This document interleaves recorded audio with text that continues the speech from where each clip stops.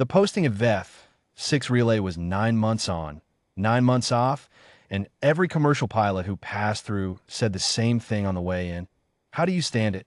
I'd stopped answering. The relay sat at the outer edge of compact Transit Corridor 7, 3 light days from the nearest settlement of consequence, and its primary function was to log cargo transfers and make sure the barges didn't drift into each other's paths in the dark. It was not a prestigious posting.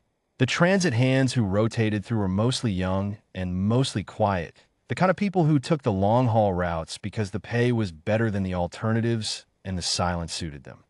My function, specifically, was to run the commissary kiosk in Junction Hall B, coffee, sealed rations, a working thermal unit, one display of nutrient bars that nobody ever bought, and to keep Marsh fed and warm and out from underfoot when the transit hands needed the corridor cleared.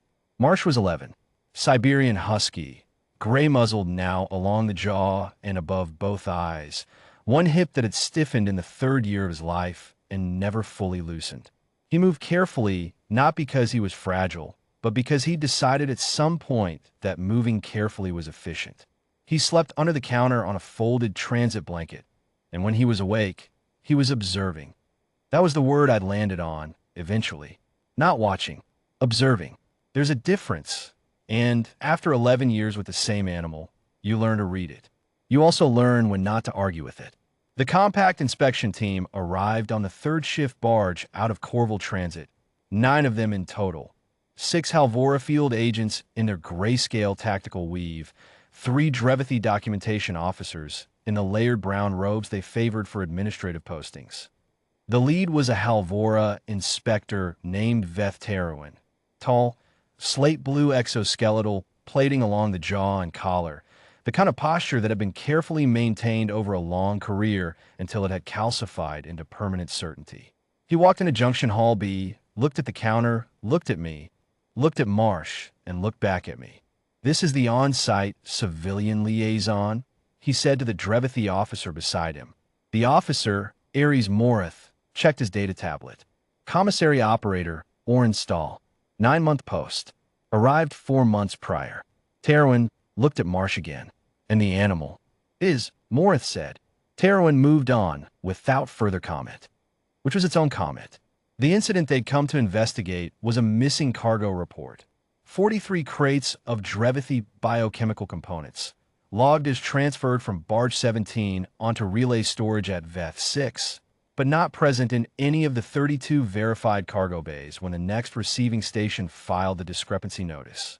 The transit hand assigned to the transfer was a Tesserai named Rail, young, blue-finned, the kind of nervous energy that passed for normal in junior transit workers, who had already moved on to the next barge out of VEF 6 before the discrepancy was flagged.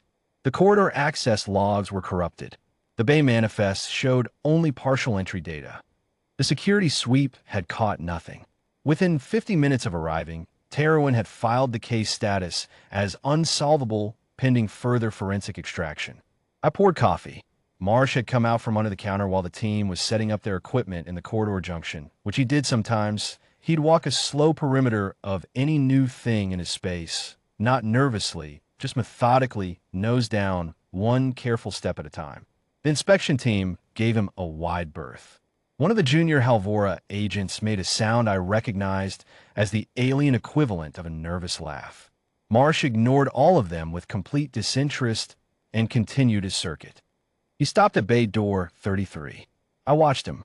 Bay 33 was one of the 6 unlisted maintenance buffer bays, technically part of the relay's cargo infrastructure, but not in the active rotation manifest. Nobody transferred anything in or out of 33. It was used for equipment staging during hull maintenance cycles, which weren't due for another 60 days. The door was sealed, logged as empty, and hadn't appeared in any of Teruin's documentation because it hadn't appeared in anyone's documentation. It was the kind of administrative gap that existed on every relay post of a certain age, a door that had been assigned a number, given a purpose, and then quietly forgotten because it was never needed. The corridor past it smelled of recycled air and cold metal, the same as every other corridor on VEF 6. Marsh sat down in front of it. His ears came forward. He looked at the door the way he sometimes looked at things he'd already made up his mind about. I told Terwin. I kept it brief because brevity was the currency Terwin respected, or at least the one least likely to be dismissed outright. The animal is reacting to a maintenance buffer bay, Terwin said, in the tone of a man summarizing something absurd for the record. It doesn't sit like that without a reason. With respect, the animal is not a certified compact sensor system, and its behavioral outputs are not admissible as investigative data. He turned back to the corrupted access terminal. I went back to the counter. Marsh didn't move. He was still sitting there when the first meal rotation came through at the end of third shift, the transit hands coming off barge duty, filing in for sealed rations and coffee. They stepped around him. He didn't look at them. He was looking at the door. He was still sitting there at the shift change 4 hours later. I brought him water. He drank, then went back to the door. Morith came to the counter for his second coffee of the rotation. He was quieter than Terwin and younger. His exoskeletal plating was still the soft brown of a junior officer, not yet hardened to the administrative gray. He stood at the counter and looked down the corridor at Marsh, who was a gray shape sitting in the middle of the floor, very still. How long has he been there? Morith asked. 6 hours, give or take. Morith was quiet for a moment. He hasn't moved at all. He moved to drink. Then he went back. Another silence. Morith looked at his data tablet, then at the door, then back at the tablet. Bay 33 is unlisted in the active manifest, he said, not quite to me. I know, it wouldn't appear in the corrupted log segments we've been trying to reconstruct. No, I said, it wouldn't. Morith set down his coffee. He went and found Terwin. I couldn't hear what was said. I could see Terwin's posture shift from dismissal to something more cautious, the plating along his jaw drawing in the way Halvora did when they were recalibrating. He came down the corridor and stood behind Marsh, a careful 2 meters back. Marsh did not turn around. Marsh looked at the door. Terwin was there for maybe 40 seconds. Then he looked at me. Open it, he said. I had to use my maintenance supervisor override, a code I'd been given at posting and never used. The door released with the specific exhale of a long-sealed bay. Cold air. The interior lights cycled on. 43 crates, stacked to the low ceiling in the back third of the bay, Drevithi transit markings still intact on the facing side. And beside them, curled under the lowest stack in a sleeping roll, railed the transit hand, who had apparently decided that 6 weeks in an unlisted buffer bay was preferable to whatever awaited him at the next station.